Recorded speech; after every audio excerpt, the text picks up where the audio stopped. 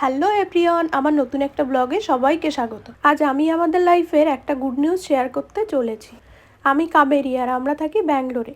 আজ সানডে আর এখন সময় সকাল 8টা। গুড মর্নিং সবাইকে। আশা করি সবাই ভালো আর সুস্থ আছেন, আমরাও খুব ভালো আছি। আজ আমরা এখন যাচ্ছি মীনাক্ষী মন্দিরে পুজো দিতে। সকাল সকাল আমি, মা আর আমার হাজব্যান্ড স্নান করে রেডি হয়ে নিয়েছি। তারপর একটা অটো বুক করে বেরিয়েও পড়েছি।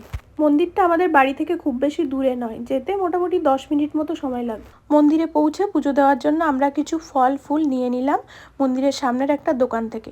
আর বাকি পুজো দেওয়ার জন্য যেসব জিনিসপত্র লাগবে সেগুলো আমরা বাড়ি থেকে গুছিয়ে এনেছি।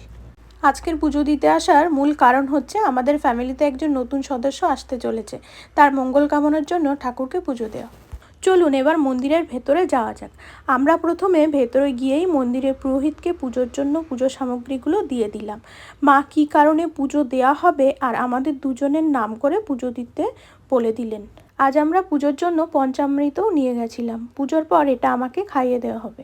মন্দিরটিতে দেবী মীনাক্ষী, যিনি পার্বতীর একটি রূপ, আর তার সহধর্মিণী সুন্দরেশ্বর, যিনি শিবের একটি রূপকে উৎসর্গ করা হয়েছে। এই মন্দিরটির মূল মন্দিরটি আছে মাদুরাইয়ের কেন্দ্রে।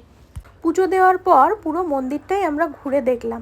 ভেতরটা বেশ বড় আর এখানে অন্যান্য দেবদেবীরও ছোট ছোট মন্দির করা আছে। এখানে গেলেই মনটা বেশ শান্ত হয়ে যায়। তারপর আমরা প্রসাদ নিয়ে বাড়ির দিকে রওনা দিলাম।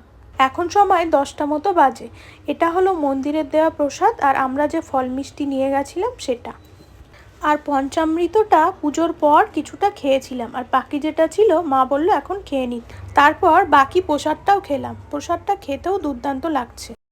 এটা ছিল আমাদের বেবি আসার আগে সবথেকে প্রথম নিয়ম পালন, হবু মাকে পঞ্চামৃত খাওয়ানো। আজকের ব্লগটা এখানেই শেষ করলাম। সবাই ভালো থাকবেন।